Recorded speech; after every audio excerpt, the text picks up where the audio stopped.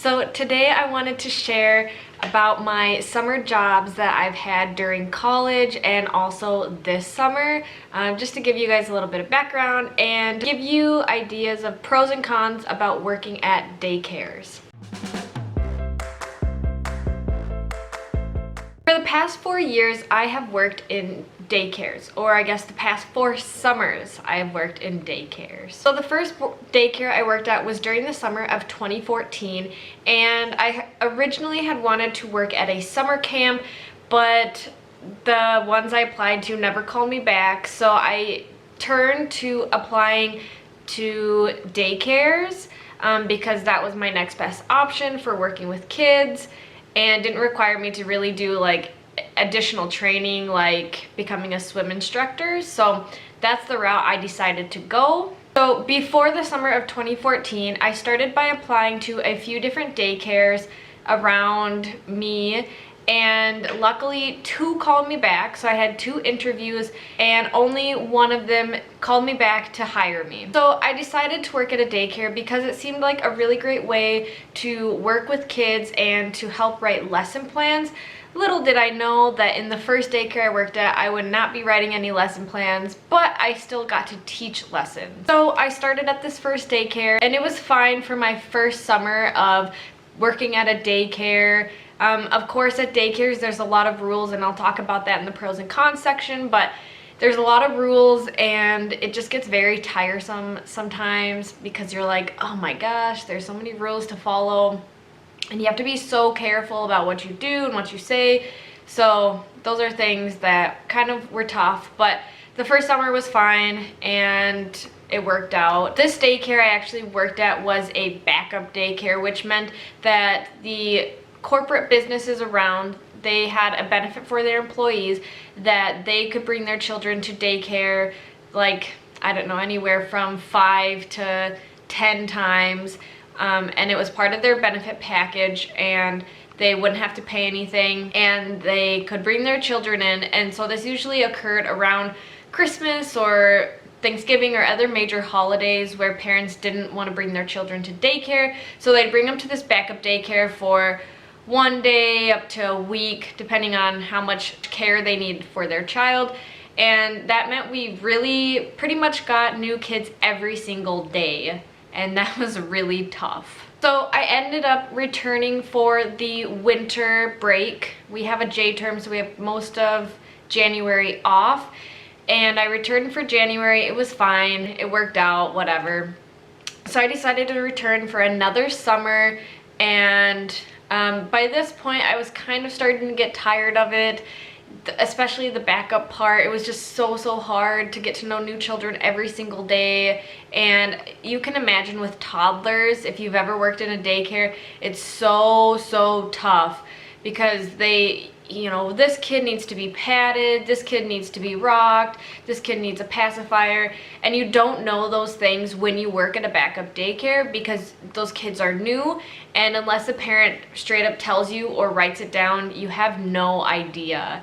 So that was really tough, but I decided to return for another summer, and it was fine again. By this point, there was only 3 who still worked there out of the 10 or 11 that I had started with, and this included the director, who also changed, I think, during the winter.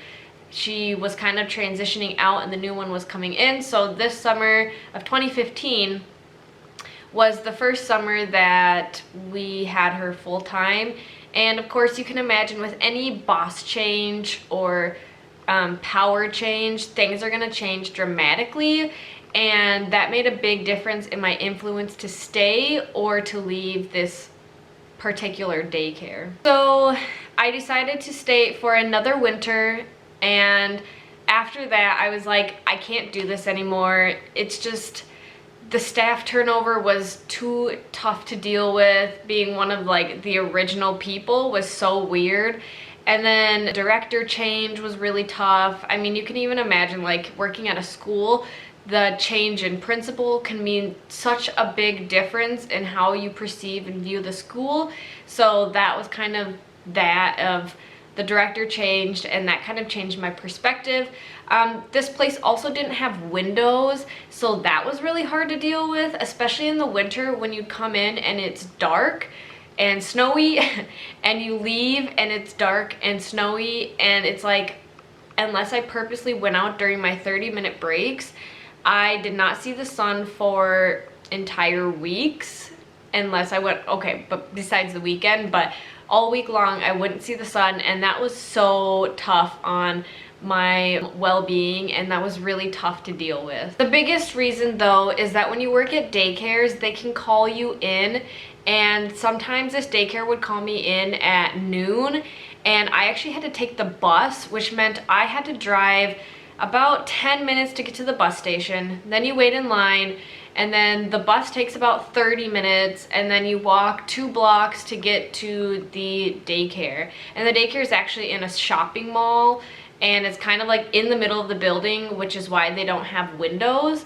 And yeah, that was really tough. But when they'd call me in anytime after 10 or schedule me anytime after 10, I actually had to go a completely different route, and it was just crazy. Now, of course, you may not have to deal with that. The daycare I work at now is only a 5-minute drive from my house across the freeway, so there's complete differences in, you know, modes of transportation there, but that was one of the hardest things to deal with. And I ended up resigning from this job. I just couldn't take it anymore. And even I was at school and I gave my 2 weeks. And funny thing is, on my last day of working, I wasn't actually working because I was at school, but they call me in and they're like, oh, can you come in? Are you gonna come in and work today? And I was like, no, we never talked about me coming in. Like, what are you talking about? And they had already put me on the schedule, which we had never talked about, so I don't know. It was just really weird, and yeah. But I ended up applying to this new daycare across the way from my house because a bunch of new daycares opened up where I live because I'm in a new established neighborhood. And I'm really happy I decided to have the courage to resign from my last daycare, because it can be really tough trying to resign. It's not easy, it's kind of intimidating, and I'm really glad I had the courage to do that. So let's talk about a few of the aspects you might want to consider before getting a job at a daycare. First, the question that everyone wants to know is, how much money do you make working at a daycare? Now, of course, I can only tell you based on my personal experiences and based on talking to other teachers as well. So when I started at the backup daycare, I started at $10 an hour, and then the next summer I also made $10, so I never ended up getting a raise there. And mind you, I was a substitute. I understand $10 an hour starting because I had 0 experience, and I didn't have a degree or anything like that, so $10 was understandable. And then at the new daycare, they asked me how much I wanted to make, or you know, they ask you like, how much do you think you should make or whatever, and I said around $10, I believe, because I had experience, but I still didn't have my degree, so that was kind of tough. And they ended up putting me at $10 an hour, which I was like, okay, that's fine, whatever. That's what I made at the other daycare. And then after I got my degree, I decided to ask for a raise. And see, the tough part is, like, if you don't know what the actual pay rate should be for your qualifications and experience, it's hard to know how much to ask. So I ended up asking between 12 and 13, and of course they came back at $12.50. But talking to some of the other people, so I'm at $12.50 for the summer with a bachelor's degree and 2 years of experience working at daycares. So that's kind of what I'm at in Minnesota.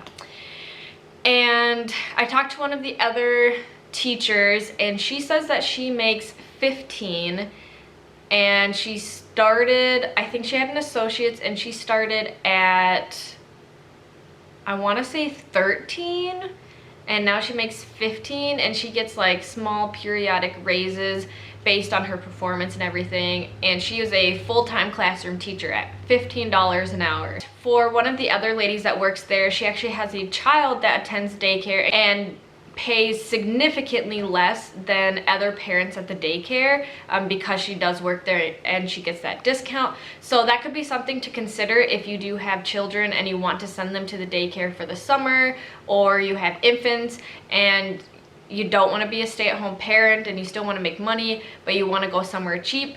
That could be a really easy way that you could save up money. What does the work look like / what is your job as a teacher in a daycare? So the next thing to consider is that you usually do the same amount of work as a regular classroom teacher, obviously minus the tests and standards and stuff like that. But in addition to writing lesson plans that have to be full of different kind of content areas, you also have to feed the children. In some rooms you have to change their diapers and all of that kind of stuff. So those are things to consider as well, because you do have to do those additional things that you might not have to do at a regular school. So if that's something you're kind of considering, that's something you have to think about as well. What do your hours look like? If you are a sub or floater, you might only get 7.5 hours a day. Right now I work from 9 to 6 and I do get around 7.5 hours a day. It is a summer job for me, so it doesn't really make me that upset. But your hours can range based on the kids of the day. So if kids are arriving early, you might have to come in earlier. If kids are staying late, you might have to stay late. Or if you're scheduled until 6 but the kids leave earlier, then you're gonna be leaving earlier. So the hours can be very inconsistent, whereas at a regular school, you're gonna be there from 7:45 to 3:45 every single day, no matter what, unless of course like other little things, but you have a very regular schedule. And at a daycare it can be very irregular, but for some of the regular teachers, they do have regular hours. So I guess that it just depends on what position you have and kind of what you're doing, but you always are going to have those additional jobs and things that you have to do every single day that you might not have to do elsewhere. You know, at the end of the day, you're getting experience, you're working with kids, and you get to smile and have fun with them every single day. And also a plus to working at daycares is that you're gonna be changing diapers way before you're even gonna be having kids, or maybe way before you have kids. And that's really valuable experience. Or dealing with 6 toddlers at once on your own can be, it can be crazy in the moment, but I feel like in the future it's gonna be really, really helpful. And I'm really happy about that experience. I am honestly really, really happy that I've gotten the chance to work with kids at all different levels and understand that, wow, a 2-year-old can do this many things. I can push my expectations up for a 5-year-old because I know that they can do this many things, and a 2nd grader can do this many things, and so on and so forth. And it's really helpful in understanding where your expectations can lie for all the kids in your daycare. So like I said, I decided to make this video to talk about my experiences at a daycare and give you some food for thought and like pros and cons about working at a daycare. I hope this was helpful for you guys. I would recommend it if that's a route you want to go, or working with early childhood.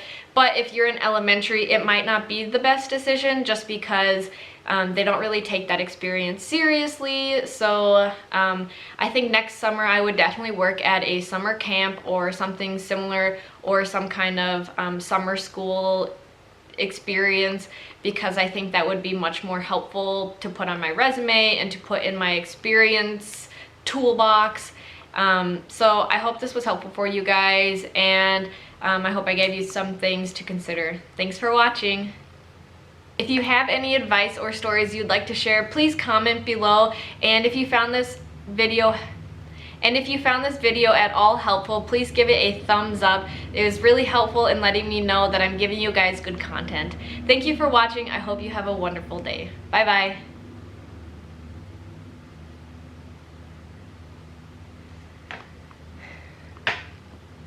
Thank you for watching until the end. I hope you enjoyed.